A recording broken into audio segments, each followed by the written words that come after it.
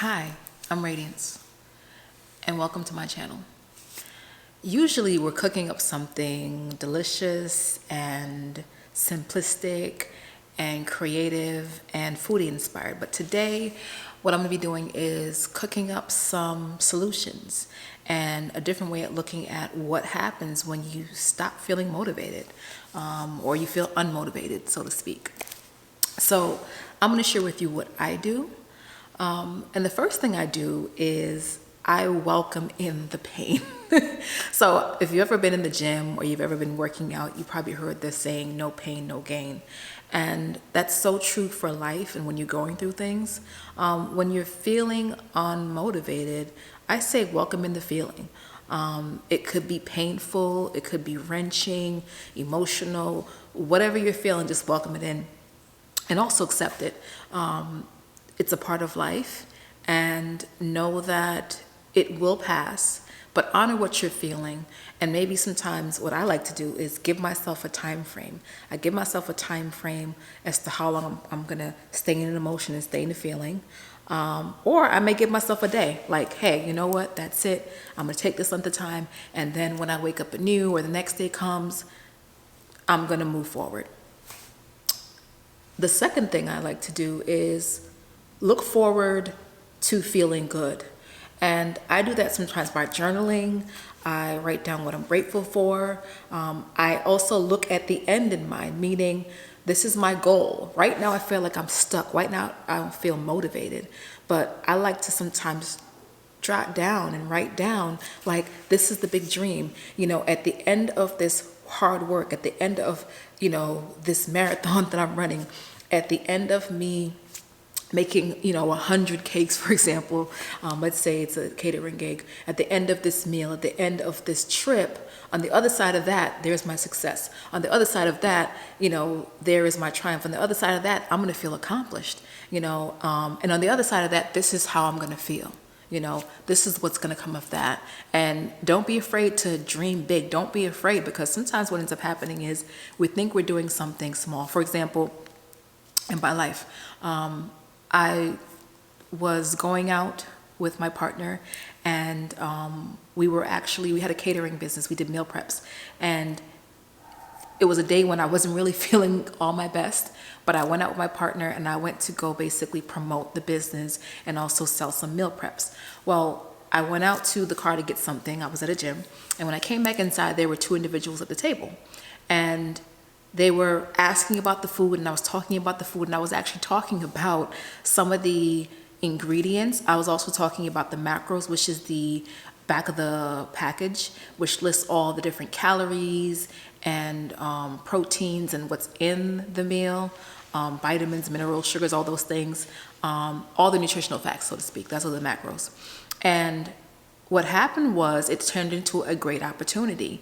They ended up being their marketing company that was working with the gym and that was working with them to promote and create and put on a grand opening for that gym. And in me just being there in a few moments and discussing with them what I did with my meal prep business at the time, they decided to go with and hire me. I pitched them some more. They loved what I was doing, and they basically told me it fell right in line with what they wanted. They wanted to give their customers and the customers coming into the gym, both existing and new potential customers, they wanted to give them really good, healthy, tasty meals, but that also showed the nutritional value and what was in it. And so from that, we ended up being hired to cater, this grand opening. And from that, we got to actually meet with one of the general managers, and they were discussing putting us not only into one gym, but maybe nationwide. And so my point in telling that story is that from me not really feeling motivated that day, but going in and pushing myself, and sometimes just even showing up, I was able to go in and, create and manifest or attract a bigger opportunity. And part of that was because even prior to me having that day, I had written down a couple of things, once again, looking forward to the good of what I anticipated and what I desired, and what we desired for our future in terms of our business. The third thing you can do is to stop moving. Take a step back. Stop moving forward, in other words.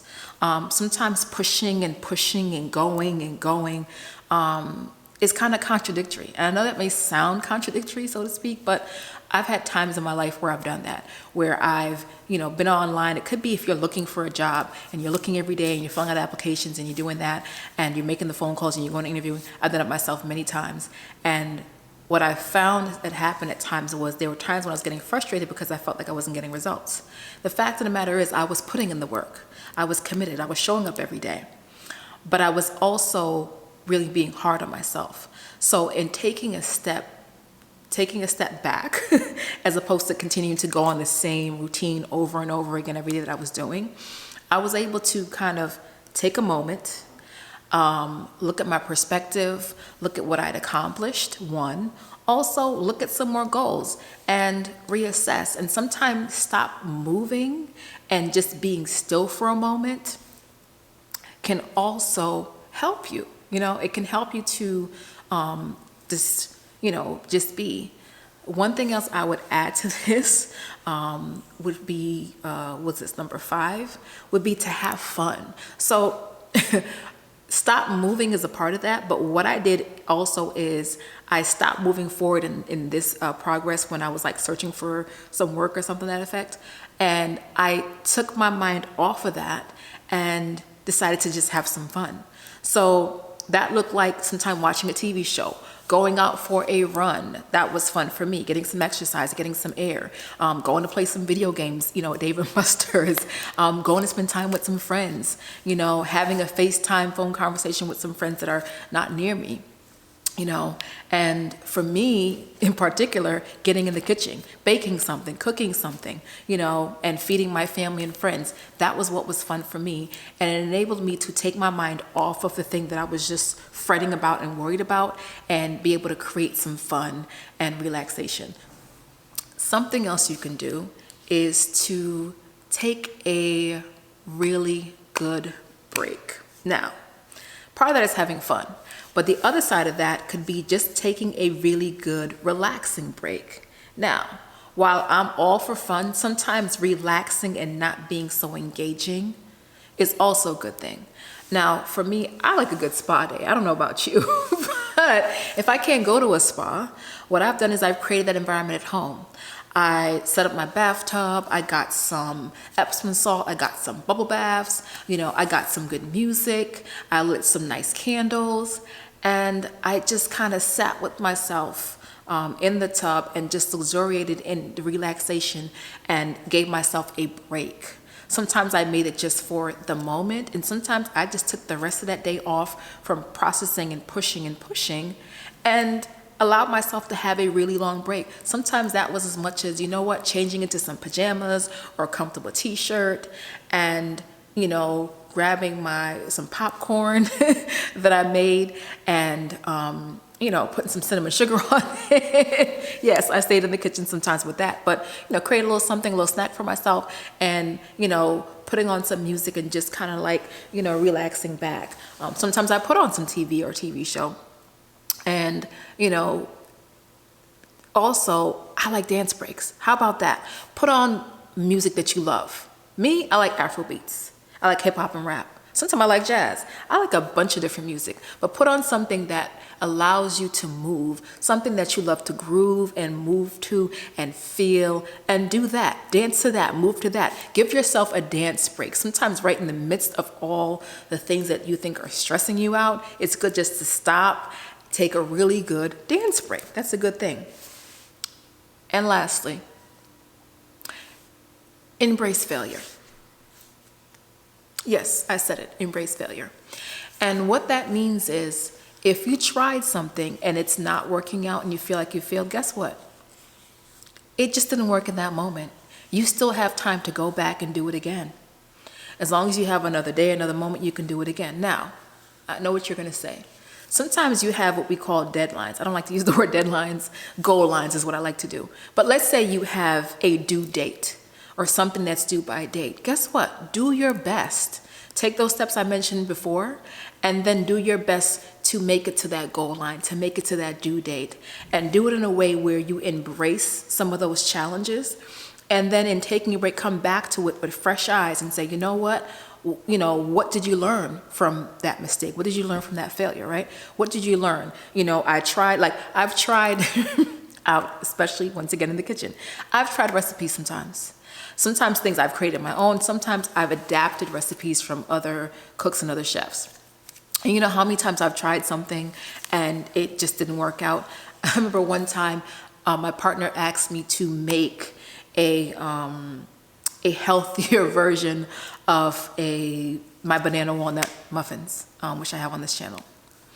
I tried it with a different flour. I tried it with a combination of flours, and one muffin baked, and it was still soupy.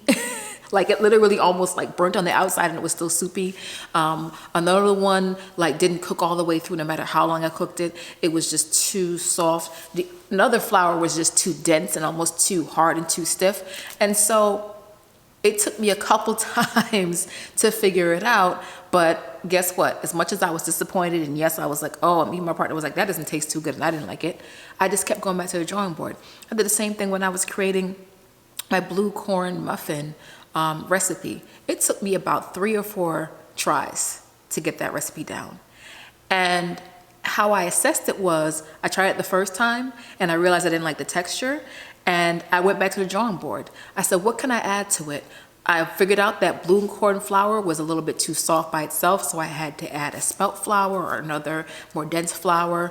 I was making it alkaline, so what ingredients do I need for that? What sweeteners can I use for that? And I tried it, like I said, 3 or 4 times, and I finally came up with a recipe that was a winner. Same thing in life. Accept the failure.